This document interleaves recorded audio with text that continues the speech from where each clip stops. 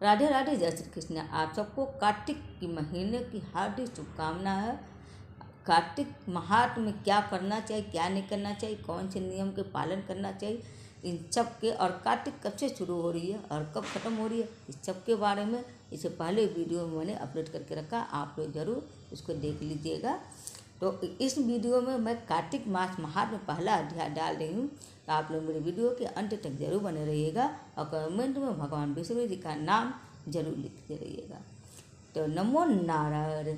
कार्तिक मास का पहला अध्याय। इस अध्याय में कार्तिक मास की श्रेष्ठता तथा उसमें करने योग्य स्नान दान, भगवत पूजन आदि धर्मों के बारे में, महत्ता के बारे में बताया गया है। नारायणं नमस्कृत्य नरं चैव नरोत्तमं देवी सरस्वतीं च ततो जयमुदीरयेत्। भगवान नारायण नरश्रेष्ठ नर तथा सरस्वती देवी को नमस्कार करके जय स्वरूप इतिहास पुराण का पाठ करना चाहिए।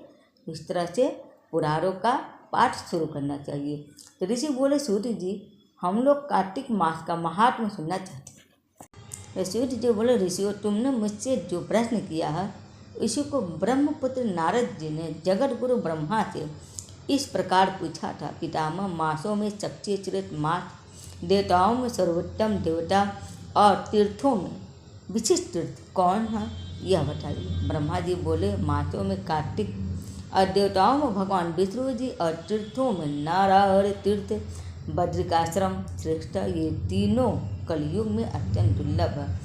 इतना कहकर ब्रह्मा जी ने भगवान राधा कृष्ण का स्मरण किया और पुनः नारद जी से कहा कि बेटा, तुमने समस्त लोगों का उद्धार करने के लिए यह बहुत ही अच्छा प्रश्न किया। मैं कार्तिक का महात्म को कहता हूँ। कार्तिक मास भगवान विष्णु को ज़्यादा ही प्रिय है। कार्तिक में भगवान विष्णु के उद्देश्य से जो कुछ पूर्ण किया जाता है उसका नाश मैं नहीं देखता। नारद, यह मनुष्य योनि दुर्लभ है। इसे पाकर मनुष्य अपनों के इस प्रकार रखे कि उसे पुनः नीचे न गिरना पड़े। कार्तिक सब मासों में उत्तम है। यह प्रियतम वस्तुओं में सबसे अधिक प्रियतम और पावन पदार्थों में सबसे अधिक पावन है। इस महीने में 33 देवता मनुष्य के सन्निकट हो जाते हैं और इसमें किए हुए स्नान, दान, भोजन, व्रत, तिल, देन, सुवर, रजत, भूमि, वस्त्र आदि के दानों को विधि पूर्वक से ग्रहण करते हैं। तो कार्तिक में जो कुछ दिया जाता, जो भी तप किया जाता, उससे सर्वशक्तिमान भगवान विष्णु ने अच्छा फल देने वाला बतलाया है। भगवान विष्णु के उद्देश्य से मनुष्य कार्तिक में जो कुछ दान देता है उसे वह अच्छे रूप में प्राप्त करता है। उस समय अन्न दान का महत्व सबसे ज़्यादा अधिक है। इसमें पापों का सर्वथा नाश हो जाता है। जो कार्तिक मास प्राप्त हुआ देख पराए अन्न को सर्वथा त्याग देता है वह अतिकृष्ट यज्ञ का फल प्राप्त करता है। कार्तिक मास के समान कोई मास नहीं, सत्य युग के समान कोई युग नहीं है, वेदों के समान शास्त्र नहीं है और गंगा जी के समान दूसरा कोई तीर्थ नहीं है। इसी प्रकार से अन्न के दान के बिना सदृश दूसरा कोई दान नहीं है और दान करने वाले पुरुषों के नयोपार्जित द्रव्य के दान का सुअवसर दुर्लभ है। उसका भी तीर्थों में दान किया जाना तो और भी दुर्लभ है। मुनि श्रेष्ठ, पाप से डरने वाले मनुष्य को कार्तिक मास में शालिग्राम शिला का पूजन और भगवान वासुदेव का स्मरण अवश्य करना चाहिए। दान आदि करने में असमर्थ मनुष्य प्रतिदिन प्रसन्नतापूर्वक नियम से भगवान जी का नामों का स्मरण करे और कार्तिक में भगवान विष्णु की प्रसन्नता के लिए विष्णु मंदिर अथवा शिव मंदिर में रात को जागरण करे। शिव और विष्णु के मंदिर ना हो तो किसी भी देवता के मंदिर में जागरण करे। यदि दुर्गम वन में स्थित हो या विपत्ति में पड़ा हो तो पीपल के वृक्ष की जड़ में अथवा तुलसी के वनों में जागरण करे। भगवान विष्णु के समीप उन्हीं के नामों और लीला कथाओं का गायन करे। यदि आपत्ति में पड़ा हुआ मनुष्य कहीं अधिक जल ना पावे अथवा रोगी होने के कारण जल से स्नान न कर सके तो भगवान के नाम से मार्जन मात्र कर ले। व्रत में इच्छित हुआ पुरुष यदि उद्यापन की विधि करने में असमर्थ हो तो व्रत की समाप्ति के बाद इसकी पूर्णता के लिए केवल ब्राह्मण को भोजन करावे।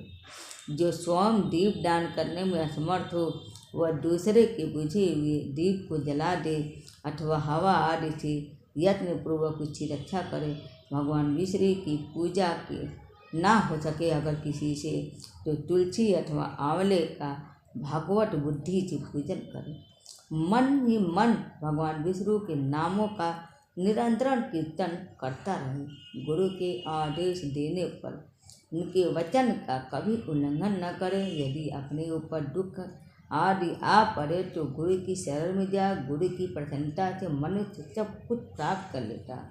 परम बुद्धिमान कपिल और महातपस्वी सुमति भी अपने गुरु गौतम की सेवा से अमृत को प्राप्त हुए।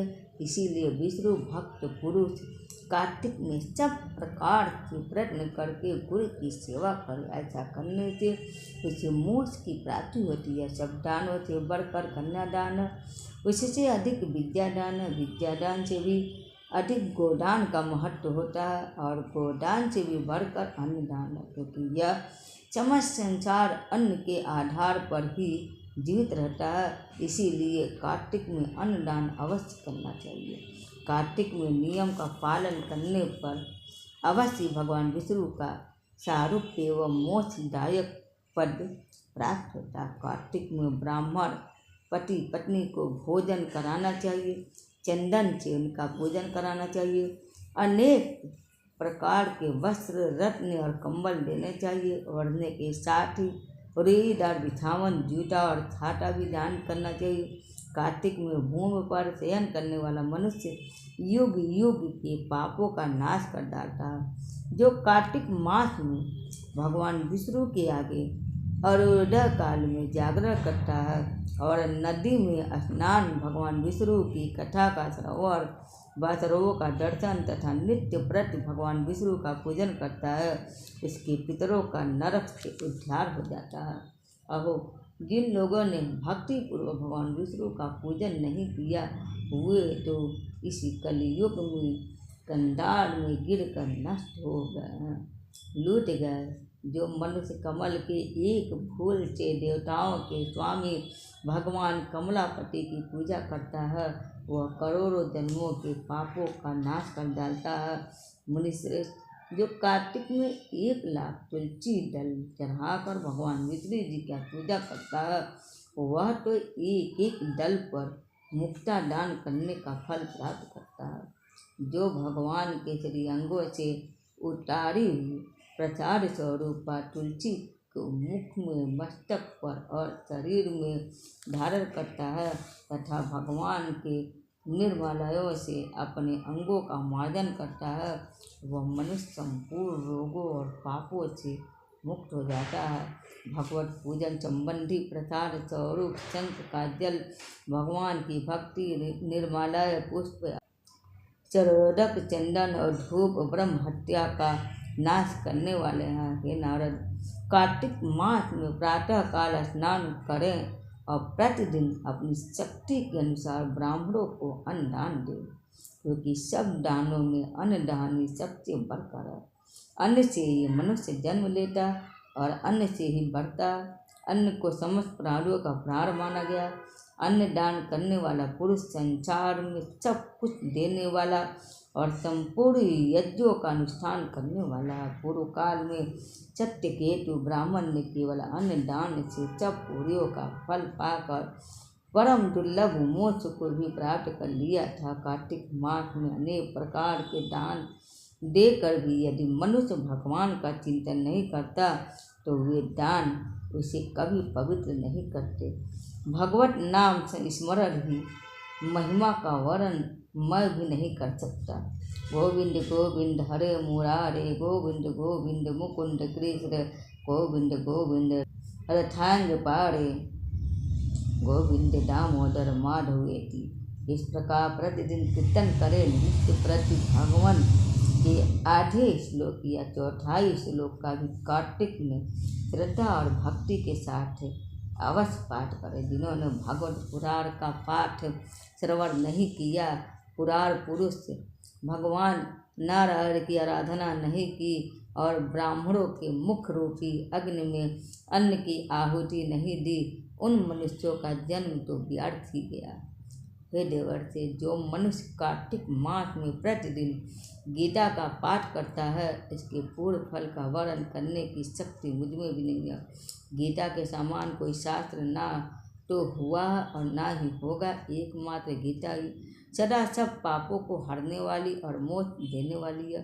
गीता के एक अध्याय का पाठ करने से मनुष्य घोर नरक से मुक्त हो जाते हैं, और जैसे जड़ ब्राह्मण मुक्त हो गया था, 60 समुद्रों तक की पृथ्वी का दान करने से जो फल प्राप्त होता है, शालिग्राम शिला के दान करने से मनुष्य उसी फल को पा लेता था। कार्तिक मास में स्नान तथा दान पूर्वक शालिग्राम शिला का दान अवश्य करना चाहिए।